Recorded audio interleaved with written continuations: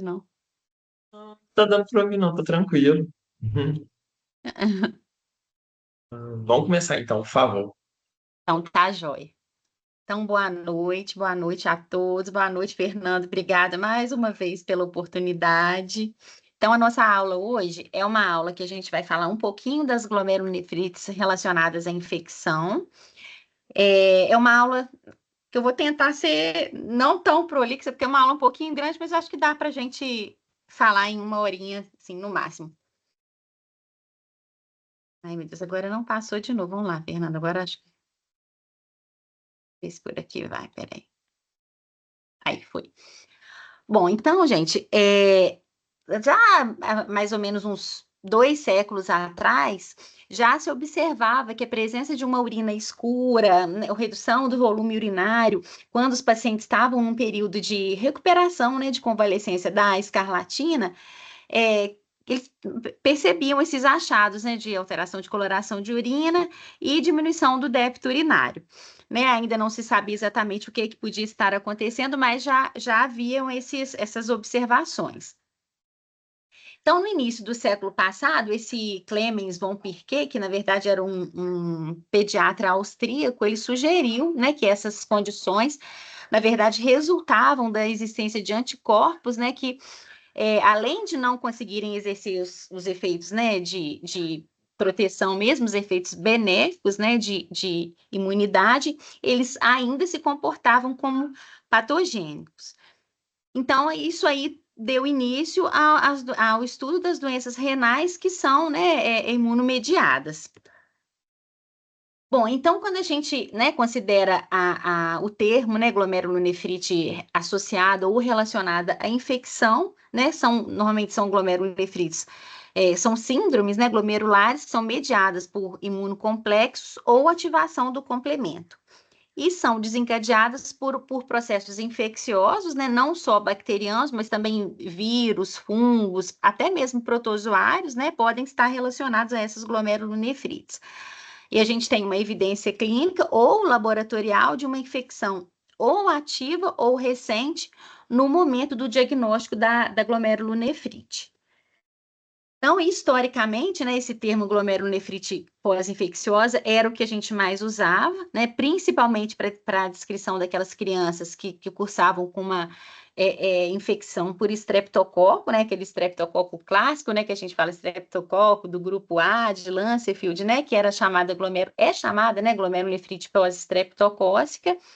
Mas esse conceito foi, né, houve a necessidade de evoluir, de mudar um pouco esse conceito, e hoje a gente fala, não se usa muito mais o termo glomerulonefrite pós-infecciosa, e sim glomerulonefrite relacionada à infecção, né, já que os pacientes adultos, principalmente aqueles pacientes mais idosos, pacientes portadores de comorbidades, né, principalmente diabetes, neoplasias, né? Essa infecção frequentemente está ativa no momento do aparecimento da glomerulonefrite e os agentes não estreptocócicos, principalmente o estáfilo, né? Tornaram-se causas predominantes.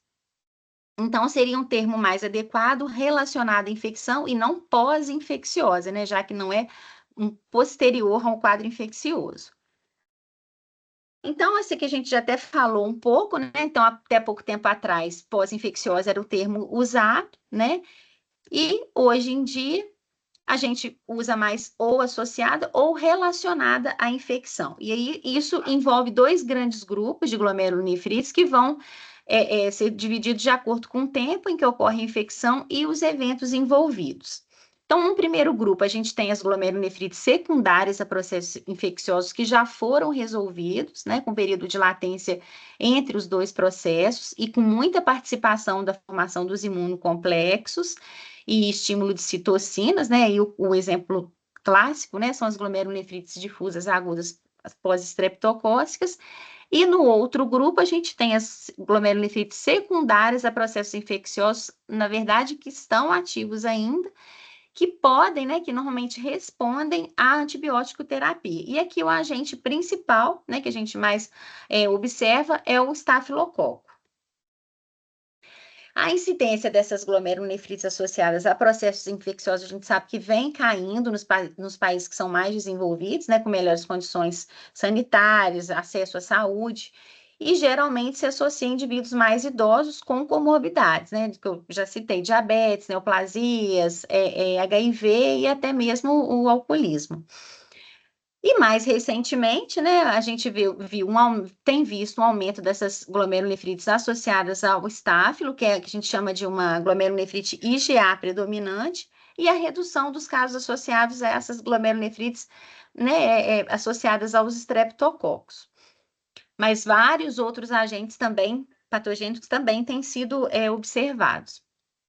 Então, dentre esses, a gente tem toda essa gama, né, de agentes infecciosos que podem estar envolvidos, né? Bacterianos, a gente tem vários tipos de estrepto, tem vários tipos de estáfilo, salmonella, Escherichia coli, então é um arsenal, né, de bactérias, vírus também, vírus da hepatite, HIV, varicela zoster, parvovírus, então também uma gama de vírus. Fungos também têm sido descritos, histoplasma, cândida, alguns protozoários também, e alguns eumintos. Todos esses podem estar relacionados a doenças renais. Então, em geral, as glomerulonefrites relacionadas a infecções têm um prognóstico mais favorável em relação, né, quando a gente considera as outras glomerulonefrites, mas quando a gente está diante de adultos com essas comorbidades que eu citei, normalmente tem um risco, né, mais significante de evolução para a cronicidade. Então, a gente vai comentar um pouquinho, inicialmente, sobre a pós-estreptocócica, né, que a gente já é mais corriqueiro, né, para todos nós. Então, a GN pós-estreptocócica, ela pode ocorrer ou isoladamente, né, casos isolados, ou em forma de epidemia. Então, a gente tem aquela epidemia que aconteceu, né, clássica, aqui no Brasil, em Nova Serrana, aqui em Minas mesmo, né, aqui é a publicação do Lancet em 2000, e numa outra revista de epidemia também, né, que os pacientes foi uma epidemia na cidade, porque parece que foi um leite contaminado, né? Então, vários pacientes com glomerulonefrite, né, pós-estreptocócica. Em relação a sexo, existe um predomínio, né, no sexo masculino. A idade mais típica de apresentação é na infância, né, e ali adolescência, entre 3 e 5 anos, mas qualquer faixa etária pode apresentar.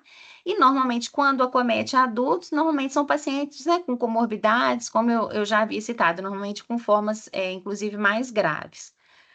Países em desenvolvimento, a incidência que a gente tem anual varia, né, de 9,5 até 28 casos por 100 mil habitantes, né, podendo corresponder aí a até 90% dos casos de síndrome nefrítica na infância. E o registro paulista de glomerulopatias mostrou isso lá em 2005, né, que mais ou menos 12,5% de todos os casos das glomerulonefrites secundárias eram de natureza pós-infecciosa, né, ou relacionada à infecção. Aqui também esse artigo é muito bom, que é um artigo que é bem assim, geral, né, a glomerulonefrite relacionada à infecção, é de 2020, né, já tem 5 anos, mas ele é bem completo, né, então aqui é um mapinha para a gente ver uma visão panorâmica da incidência da pós-estreptocócica, né, em que, de verdinho, né, eu coloquei aqui para ficar mais fácil para a gente visualizar. Obviamente, né, os países com melhor índice de desenvolvimento, Estados Unidos e Itália, eles têm uma menor incidência realmente da pós-infecciosa, né, no caso aqui é a pós-infecciosa mesmo, que ele está citando, né, a pós-estreptocócica, e algumas regiões da Austrália, né, daqueles povos aborígenos lá, que também tem um índice social, né, mais menor, né? A gente tem uma incidência bem mais alta. E a mesma coisa também acontece na ilha no Pacífico, lá da Nova Zelândia, né? Então, muito divergente, muito heterogêneo a incidência quando a gente considera globalmente. Aqui é o trabalho do Fernando, né, que está sendo publicado agora no Jornal Brasileiro de Nefrologia. Aqui, na verdade, é um gráfico, né, da incidência dos diagnósticos histopatológicos das glomerulopatias do nosso ambulatório, né, uma análise de 25 anos. E aqui a gente tem A incidência que o Fernando encontrou das relacionadas à infecção, uma incidência que girou em torno de 2% de todos os diagnósticos histopatológicos. O quadro clínico da pós-estreptocócica, geralmente a gente sabe que existe aquele período de latência, né, em relação ao quadro infeccioso, né, propriamente dito. Nem todos estreptococos a gente sabe que são nefritogênicos, né? A cepa nefritogênica é aquela do grupo A de Lancefield, mais raramente a gente pode ter do grupo C ou G também, mas o mais comum é do grupo A. Lembrando que a maioria dos quadros infecciosos, eles podem ser subclínicos, né? Na verdade, eles são até mais comuns do que aqueles que evoluem de forma sintomática. Então, isso às vezes dificulta um pouquinho para nós o diagnóstico, né, de uma glomerulonefrite pós-estreptocócica. O quadro clínico típico é da síndrome nefrítica aguda, né, que a gente sabe, né, que é aquele início bem súbito de hematúria, edema, hipertensão, eventualmente, às vezes, um quadro de perda de função renal, mas os pacientes também podem apresentar dor lombar, hipertensão arterial geralmente é leve, né, quadro de hematúria intensa também. Se, né, for uma hematúria muito volumosa, a gente pode até ter, o paciente pode até apresentar uma queixa de disúria, simulando aí uma ITU. Agora, quadro de síndrome nefrótica e glomerulonefrite rapidamente progressiva, mais raramente a gente vai observar, né, só nos casos rapidamente progressiva, nos casos mais graves, normalmente pacientes, né, mais idosos, com comorbidades. E pacientes com injúria renal aguda dialítica, né, um percentual menor deles, né, 3 a 5%, e a gente tem visto mais em países desenvolvidos. Eventualmente, os pacientes podem ter quadros mais graves, né, evoluindo com hipervolemia, crises hipertensivas, edema agudo de pulmão. E, normalmente, né, a função renal, quando não é normal, ela é discretamente alterada. 2/3 dos pacientes têm marcadores de infecção pregressa, né? Streptolizina O, anti-hialuronidase, anti-streptokinase, mas 1/3 pode não ter, então também às vezes a gente, né, não consegue ter esse marcador de infecção prévia.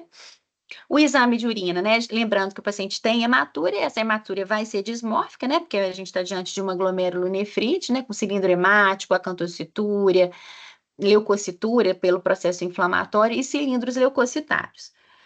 A proteinúria de 24 horas, né, normalmente, na maioria dos casos, não é nefrótica, né, uma proteinúria que vai ser de menor monta, menor que 3 gramas dia.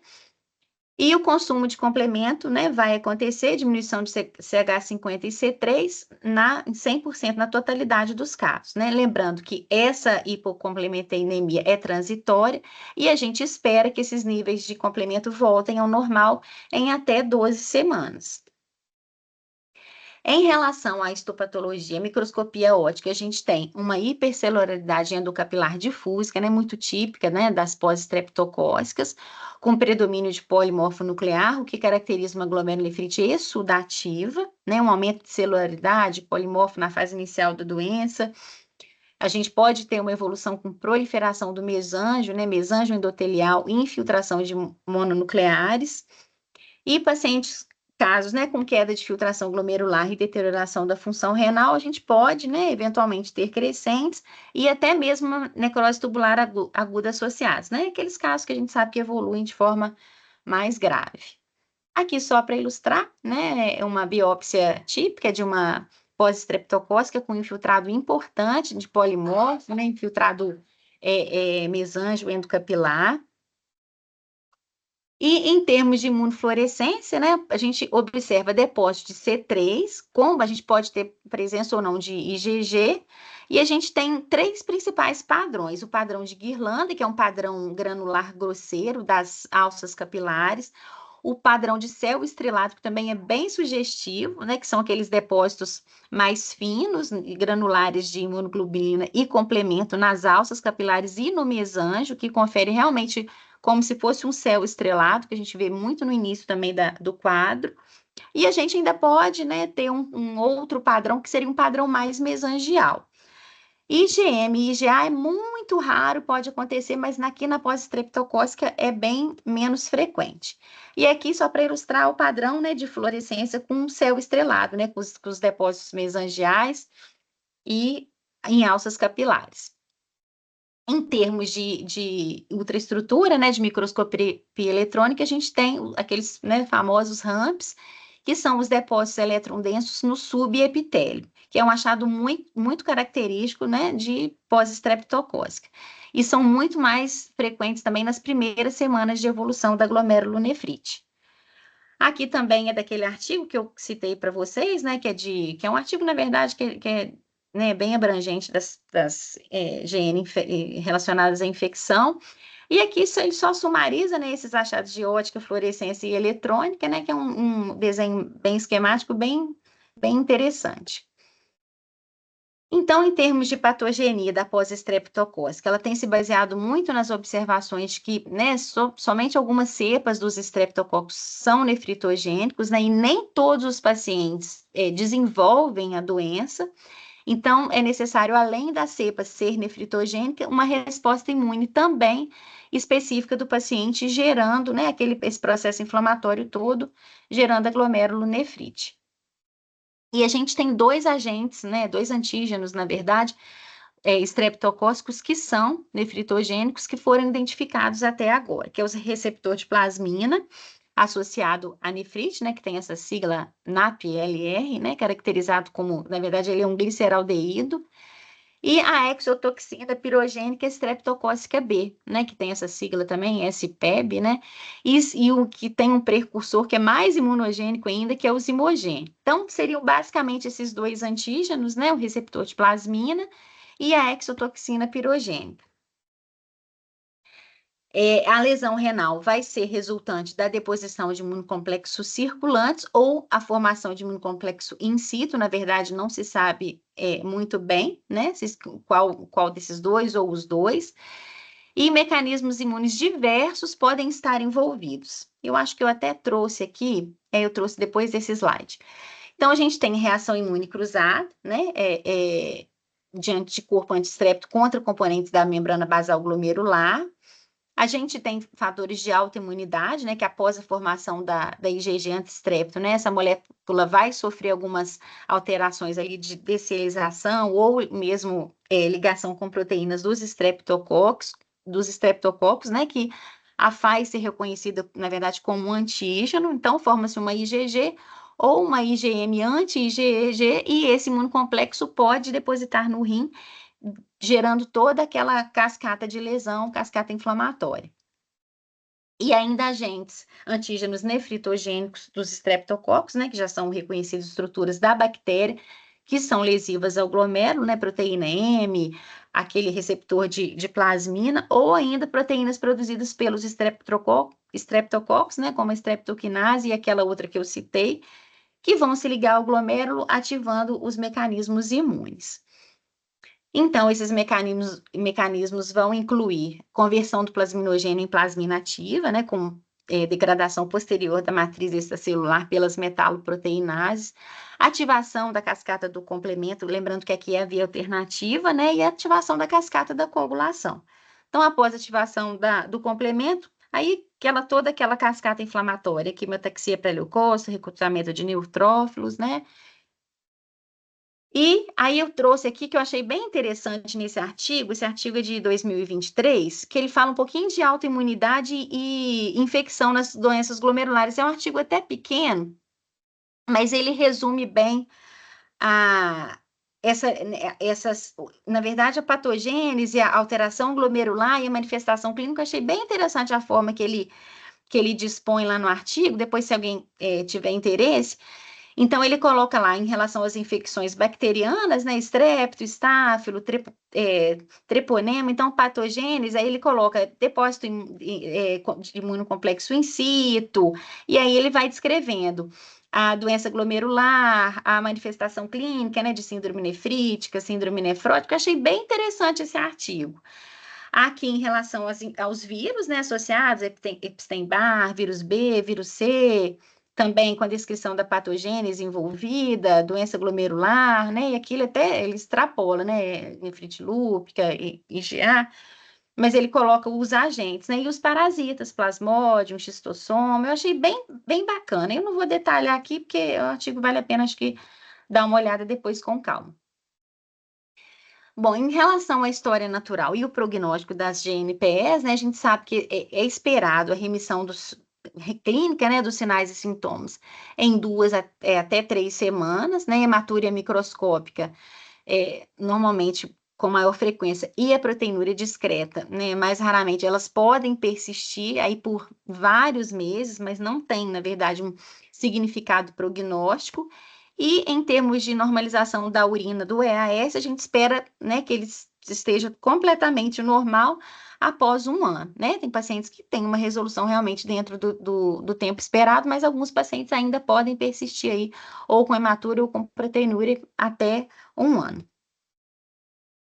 E a gente tem alguns marcadores, né, de uma pior evolução, de um pior prognóstico, que seria idades mais avançadas, presença de síndrome nefrótica, né, que não é o mais típico, então sempre quando vem, né, de uma forma que não é muito típica, acaba evoluindo realmente de uma forma mais grave. Pacientes que evoluem com uma função renal pior, né, que tem um quadro já com insuficiência renal, a presença de comorbidades, principalmente diabetes e etilismo. Pacientes que necessitam hospitalização, pacientes com crescentes, aqui ele considera em mais de 30% dos glomérulos, e lesões intersticiais, né, inflamatórias no intertício. Então, esses seriam os fatores que levariam ao pior prognóstico. E diagnóstico diferencial, o que a gente tem que pensar, né, também em termos de outros diagnósticos. Então, aqueles casos que não evoluem, né, dentro da história natural de uma GNPE, a gente teria que biopsiar, né, a biópsia estaria indicada, e os níveis baixos de complemento sérico que persistem baixos por mais de 6 a 8 semanas, a gente tem que pensar na possibilidade de uma glomerulopatia por C3, né, que aqui é um consumo mais isolado de C3, ou até mesmo nefrite lúpica, né? Já que, né, naqueles pacientes que persistem com um complemento baixo, lembrando que aqui na nefrite lúpica, né, níveis de C3 e C4 persistentemente baixos. Episódios prévios de hematúria macroscópica, né, desenvolvimento de glomerulonefrite 1 semana após infecção de via aérea e hematúria microscópica persistente, né, e por mais de 6 meses, a gente tem que lembrar também, né, da possibilidade de um diagnóstico diferencial com nefropatia por IgA. Nem sempre, né, o paciente vem com aquele quadro tão clássico de GNPE, então a gente tem que pensar nesses diagnósticos. Então, insuficiência renal já na primeira consulta, ou o paciente que evolui com uma queda muito rápida da filtração glomerular, GNDA após estreptococose, que a gente tem que pensar, né, com crescentes, ou até mesmo uma necrose tubular aguda associada.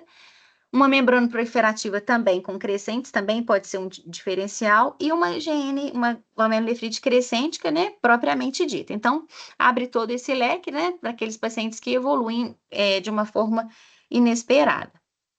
Tratamento de suporte, né, que a gente já até teve, né, que foi a primeira aula, com sintomáticos. Aqui eles trazem como antipertensivo de eleição bloqueadores dos canais de cálcio, para diminuir a sobrecarga hidrossalina, né? A gente sabe que é o geral mesmo, restrição de sal e diuréticos de alça. Pacientes mais hipervolêmicos, né, que possam evoluir com edema agudo de pulmão, né, crise convulsiva, dá preferência para diurético endovenoso, né, naqueles refratários até mesmo, às vezes até necessidade dialítica. Antibiótico terapia aqui, só se o paciente ainda tiver, né, com evidência de infecção atual, né, ativa.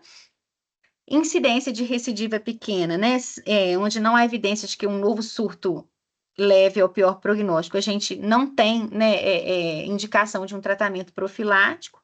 E aqueles casos mais graves com injúria renal aguda e necessidade dialítica, a gente precisa avaliar, né, com cuidado, a terapia com corticóide ou até mesmo um citostático, né, mas a gente não tem nenhum estudo, né, que evidencie um benefício para esse tipo de terapêutica, né, imunossupressão aqui só mesmo se, né, o paciente evoluir de uma forma que o paciente não melhora, mas aí entra naquela possibilidade de diagnósticos diferenciais, né? Então, a gente não tem evidência para uso de imunossupressão.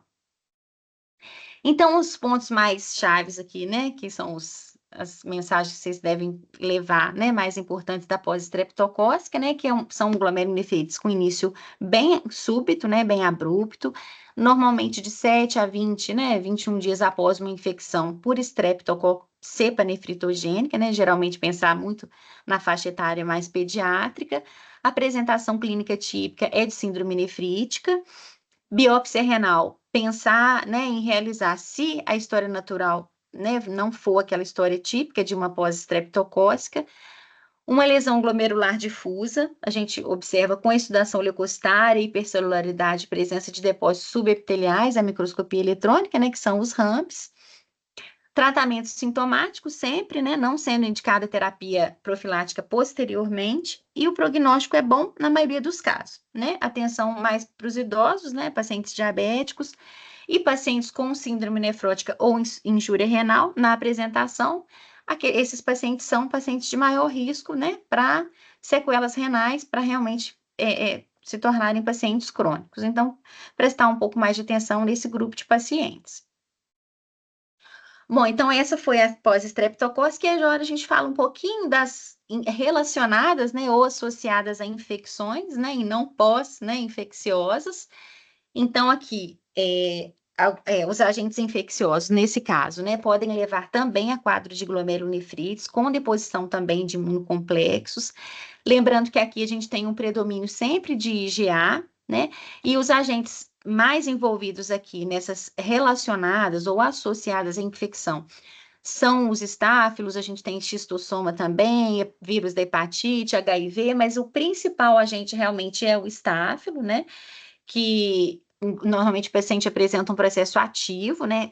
Atual de infecção, com antigenemia constante e estimulação constante de linfócitos B.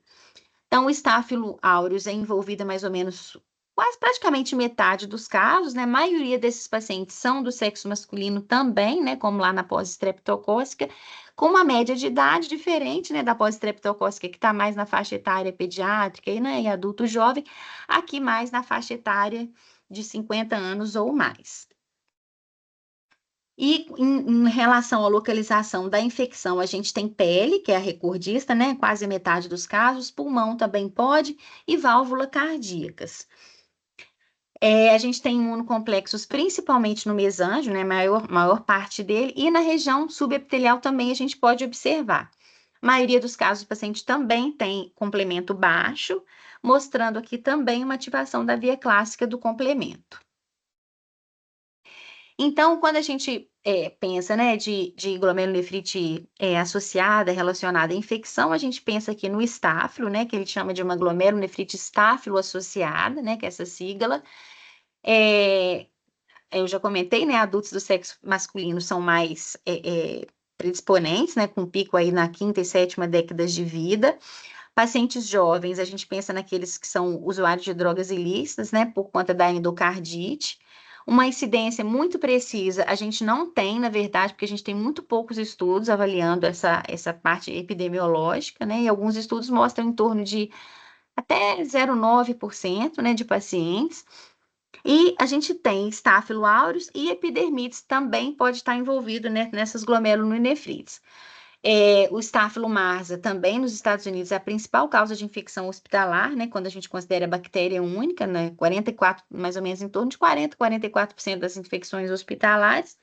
E o epidermides, né? Que a gente sabe que é um estáfilo comensal da pele, mas pode, né, se tornar patogênico, principalmente naqueles pacientes que têm catéter, né? Onde existe a formação de biofilmes, então pode predispor à infecção. E esses pacientes podem ser suscetíveis a glomerulonefrite estáfilo associada. Em termos de patogênese, a glomerulonefrite é um padrão de IgA dominante, né, relacionado à infecção, pelo estáfilo aureus mesmo, tanto aqueles sensíveis ou os MARSA, né? E normalmente aqui, o que a gente mais lê quando a gente vai ver patogênese de estáfilo relacionada são esses superantígenos, que a gente chama de superantígenos estafilocócicos, né, que se ligam as moléculas do complexo da histocompatibilidade das células apresentadoras de antígenos, e aí também se ligam à região AVB do receptor de células T, que é bem de imuno, né? Só para a gente ter uma ideia do que acontece. Então, isso leva àquela ativação de células T, produção de citocinas, ativando células B e uma resposta policlonal, principalmente de IgG e IgA. Então, o fator aqui desencadeante são os super antígenos estafilocócicos. Em termos de apresentação clínica e laboratorial, a gente tem lá na pós-estreptocócica, a gente tem a síndrome nefrítica, e a gente tem principalmente aqui na estáfilo relacionada à insuficiência renal, né, injúria renal aguda, hematúria, e eu posso ter também proteinúria aqui já numa faixa mais nefrótica. Lembrando que a infecção é ativa no momento da apresentação da glomerulonefrite. Nem sempre o paciente vai apresentar febre, o que também pode, às vezes, dificultar um pouquinho o nosso diagnóstico, né?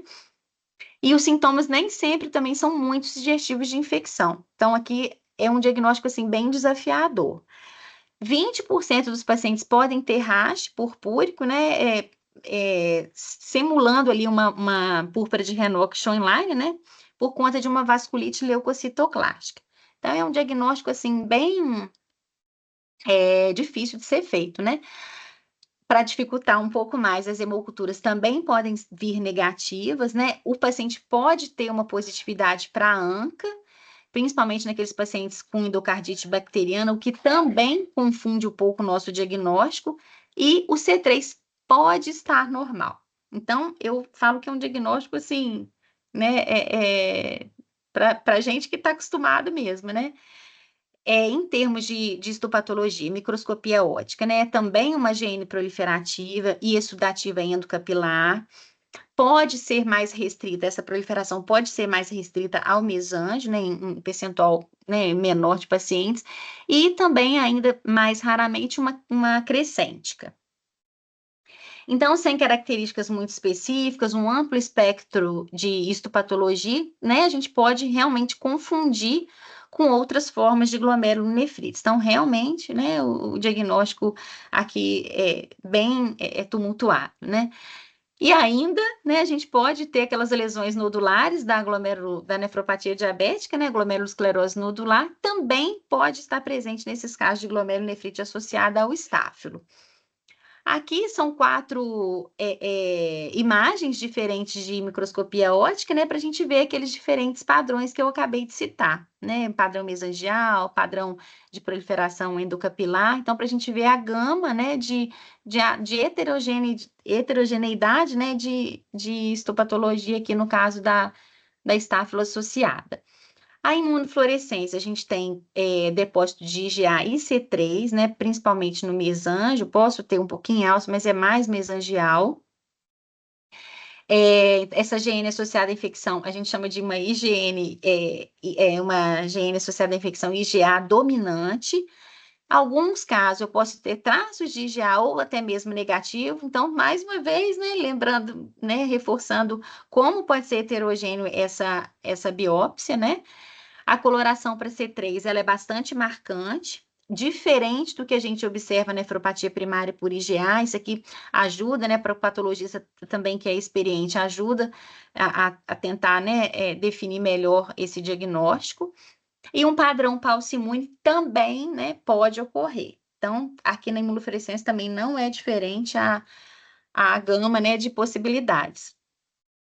Em termos de análise ultraestrutural, de microscopia eletrônica, a gente tem depósito eletrodenso no mesanjo, mas também podem acontecer a presença daqueles ramps que a gente vê mais na pós-estreptocócica, né? Aqui é bem menos comum da gente observar. Aqui também só para ilustrar, né, a fluorescência e uma microscopia eletrônica de pacientes com GN estáfilo associado. E em termos de diagnóstico diferencial e tratamento, na GN-GA dominante, né, que é relacionada ao estáfilo, o tratamento com antibiótico vai realmente ajudar bastante, pode levar até a recuperação da função renal, então por isso é importante o diagnóstico definitivo, né, que se trata de uma GN relacionada à infecção, para a gente já instituir logo o tratamento antimicrobiano. Aqui, corticoide realmente não faz sentido, né? Porque é uma infecção, paciente com infecção ativa, a gente não vai usar imunossupressão, né? Então, daí a importância de realmente a gente ter certeza do diagnóstico, né? Para a gente ou não imunossuprimir, né? Sem necessidade, ou deixar de imunossuprimir quando pode haver uma necessidade, no caso de uma nefropatia por IgA, né? Então, para a gente diferenciar, para ter uma melhor definição, né, em termos de diferenciação para nefropatia por IgA primária. A associação à infecção, né, estafilocócica, em contraste com infecção respiratória superior na nefropatia por IgA, aqui no estáfilo, relacionado ao estáfilo, tem uma infecção ativa, né, e normalmente na IgA é mais relacionado ao trato respiratório.